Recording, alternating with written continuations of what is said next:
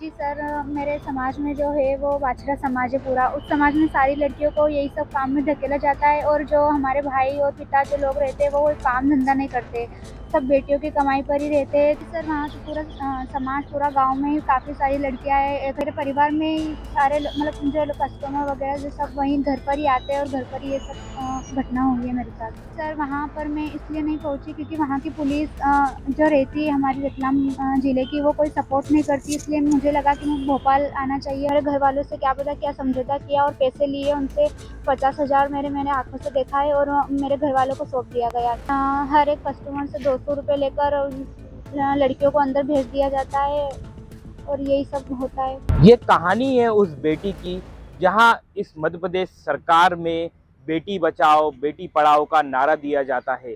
यहाँ आप बेटियों को पूजा जाता है। पूरे देश भर में नवरात्रि के समय बेटियों को पूजा जाता है। माता पिता अपनी बेटियों को पालते हैं, पोसते हैं, बड़ा करते हैं, उनको एक अच्छी एक नागरिक बनाते हैं कि जिससे वो परिवार का नाम रोशन करे। मगर राजधानी भोपाल में एक ऐसा मामला आया है जो रिश्तों को तार तार करने वाला आया है।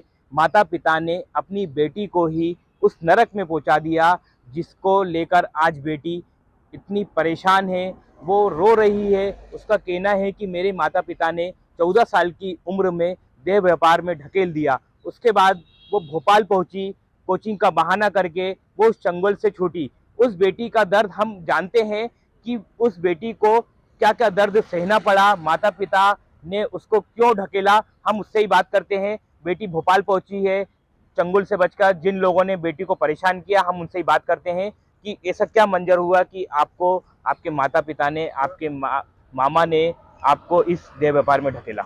जी सर, मेरे समाज में जो है वो वाछड़ा समाज है पूरा। उस समाज में सारी लड़कियों को यही सब काम में धकेला जाता है और जो हमारे भाई और पिता जो लोग रहते हैं वो कोई काम धंधा नहीं करते, सब बेटियों की कमाई पर ही रहते हैं। तो उनका कहना यही था कि जो समाज में है तो वही सब चलता आएगा।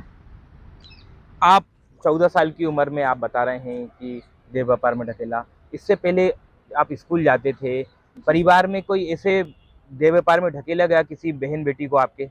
जी सर, वहाँ तो पूरा समाज पूरा गांव में ही काफ़ी सारी लड़कियां हैं, 1,000 से ऊपर जो सारे इसी काम में ही। कैसे आपको मालूम चला कि ये देह व्यापार में मुझे ढकेला जा रहा है? किस व्यक्ति ने आपको खरीदा? क्या कोई पैसे ऐसे लगाए थे या कितने पैसे आपको दिए थे? कुछ ऐसा कुछ परिवार को दिया, कुछ जानकारी? नहीं, वैसा तो नहीं है, पर मेरे परिवार में ही सारे मतलब जो कस्टमर वगैरह जो सब वहीं घर पर ही आते हैं और घर पर ही ये सब घटना हुई है मेरे साथ। आप भोपाल पहुंचे तो क्या वहाँ पे जो जिस गांव में आप घटना बता रहे हैं वहाँ आपकी क्या सुनवाई नहीं हुई? ऐसा क्या? जी सर, वहाँ पर मैं इसलिए नहीं पहुँची क्योंकि वहाँ की पुलिस जो रहती है हमारी रतलाम ज़िले की, वो कोई सपोर्ट नहीं करती, इसलिए मुझे लगा कि मैं भोपाल आना चाहिए और मैं भोपाल में सेफ़ हूँ और भोपाल पुलिस मेरा सपोर्ट करेगी। वहाँ से मैं भागकर यहाँ आई हूँ भोपाल और मेरी 0 एफआईआर हुई है। पुलिस से आपको भोपाल पुलिस से क्या मदद मिली? भोपाल पुलिस से मेरी 0 एफआईआर तो हुई और उसके बाद मेरे घर वालों को भी अरेस्ट कर दिया गया और उसके बाद मुझे वन स्टॉप सेंटर भेजा गया था। 6 दिन मुझे वहाँ पर रखा गया। मैंने वन स्टॉप सेंटर वाले योगिता मैम को बोला है कि मुझे मेरे सर शुभम सर और मेरे वकील सर जो भी है उनसे मिला दीजिए, मेरा संपर्क करा दीजिए, पर उन्होंने कोई भी मेरी बात नहीं सुनी और ऐसा बोला गया कि नहीं, तुम्हें तुम्हारे घर ही जाना पड़ेगा। और मेरे घर वालों से क्या पता क्या समझौता किया और पैसे लिए उनसे 50,000 मैंने आंखों से देखा है और मेरे घर वालों को सौंप दिया गया। वहाँ से फिर मैं महिला थाना में गई, मैंने महिला थाना जाकर भी बताया तो मेरी कोई सुनवाई नहीं हुई और मुझे भगा दिया गया वहाँ से। आप माता पिता के चंगुल से छूटे, कोई आपको किसी रिश्तेदार ने आपको कभी ऐसा परेशान तो नहीं किया, मतलब ऐसे कि कभी रोका नहीं इस काम के लिए कि आप ये कर रहे हो? नहीं सर, ऐसा कभी किसी ने नहीं किया। तो अभी जब भोपाल पहुंचे उससे पहले माता पिता ने क्या कार्रवाई जो हुई पुलिस वालों उसके बाद ही हुआ कि इससे पहले कुछ? नहीं, भोपाल पहुँचकर उसके बाद हुआ। अभी क्या चाहते हैं आप भोपाल आए? अभी मैं वन स्टॉप सेंटर के खिलाफ कार्रवाई चाहती हूँ क्योंकि उनको भी उनके यहाँ सज़ा मिलनी चाहिए जो उन्होंने मेरे साथ नहीं किया है, क्योंकि वहाँ पे काफ़ी सारी लड़कियाँ हैं, उनको पैसा लेके समझौता कर दिया जाता है, उनके घर वालों को सुपुर्द कर दिया जाता है। और आपके परिवार में कौन कौन है? आप? मेरे परिवार में मेरे भाई, मेरे माता पिता, सब मामा मामी सारे लोग हैं। आपने माता पिता और मामा पे आरोप लगाया, मामा आपके क्या करते हैं? वो भी यही सब काम करते हैं क्या? हाँ, वो सब यही काम करते हैं। परिवार में कितनी बहनें आप? मेरे 3 बहनें और हैं। तो मेरे तीनों बहनों को भी साथ में ये सब काम करवाया जा रहा है गलत? हाँ, वो अभी उनके चंगुल में है, हाँ। तो वो क्यों नहीं आई? आप निकल के से आए? सर उनमें हिम्मत ही नहीं हुई, तो घर वालों ने उनके अंदर इतना डर बिठा रखा है कि वो बाहर ही नहीं निकल सकती है। मैंने बहुत हिम्मत करके मैं यहाँ तक आई हूँ।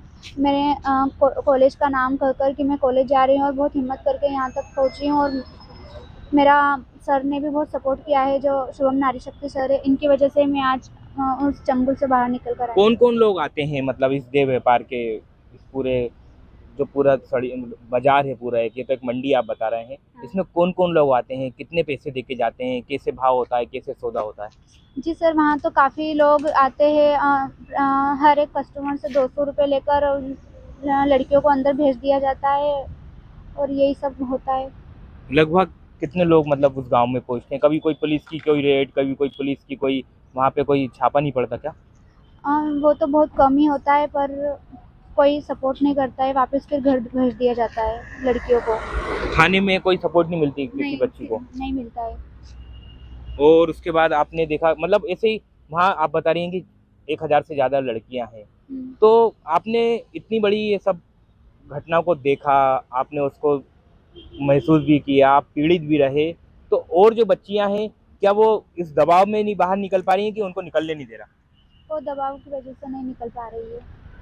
तो पुलिस ने अभी तो आपके साथ अच्छा किया, भोपाल पुलिस ने आपको नहीं किया, वो उनके बाद में मैं गौरवी सेंटर के खिलाफ कार्रवाई करने गई थी, तो उन्होंने मेरी कोई सुनवाई नहीं की और भगा दिया गया मुझे वहाँ से भी। भगा दिया गया। हाँ। तो आपने देखा कि जो गोरबी संस्था है भोपाल में, उससे भी लड़की जो पीड़ित है, क्योंकि गोरबी सेंटर जो है वो बच्चियों को एक ट्रेनिंग सी देती है, समझाती है, अगर कोई परेशानी होती है। पुलिस ने वहाँ पर इस लड़की को भेजा था, वहाँ पर लड़की पर ही दबाव बनाया जा रहा है कि आप जो है समझौता कर लो। मगर जो भोपाल पहुंची बेटी, उसको न्याय तो भोपाल पुलिस से मिला, मगर आज भी वो बेटी परेशान है, हैरान है, क्योंकि उसकी 3 बहनें और इस गलत कृत्य में फंसी हुई हैं गांव में उनका कहना है कि रतलाम में एक गांव है, 1000 से ज़्यादा बच्चियां जो हैं वहाँ पर पीड़ित हैं, कहीं वो लोग परेशान हैं। और आज ये एक बेटी गांव से भागकर भोपाल पहुंची, उसका कहना था कि मैं कोचिंग का बहाना बनाकर घर से बाहर निकली, और भोपाल पुलिस ने कार्रवाई तो की, मगर अभी भी ये ये देखा जा रहा है समाज में कि जो देह व्यापार का जो बाजार जो एक फैला हुआ है, जो एक कृत्य कर रहे हैं लोग, वो लगातार समाज में एक गलत जो है रास्ते पे ले जा रहे हैं बेटियों को। बेटियां जो हैं आगे बढ़ना चाहती हैं, मगर उनको परेशान किया जा रहा है। अब माँ बाप ही अगर बेटियों को इस गलत कृत्य में ढकेलेंगे तो समाज में क्या संदेश जाएगा? तो बेटी ने भोपाल पहुंचकर अपनी बहादुरी से माता पिता के चंगुल से निकली, मामा के चंगुल से निकली और भोपाल में केस दर्ज करवाया। माता पिता को पुलिस ने गिरफ्तार कर लिया है, मगर अभी भी कुछ कुछ जो लोग हैं जो इस काम को सपोर्ट कर रहे हैं, बेटी का कहना है कि उन लोगों पर भी कार्रवाई हो, तभी वो संतुष्ट होंगी। और अब वो पढ़ना चाहती हैं, वो आगे बढ़ना चाहती हैं। अब भोपाल में देखना होगा ऐसी संस्थाएं कुछ आगे आएंगी जो इस बेटी को आगे पढ़ाने लिखाने के लिए उसके लिए मदद करेंगी। और सरकार से भी मदद के लिए भोपाल पहुंची हैं, कई मंत्रियों से भी उन्होंने मुलाकात करी है। मंत्रियों ने भी आश्वासन दिया है कि बेटियों की पढ़ाई के लिए हम लोग पूरी कोशिश करेंगे और शासन से भी बात करेंगे। एमपी तक न्यूज़ के लिए धर्मेंद्र साहू की रिपोर्ट।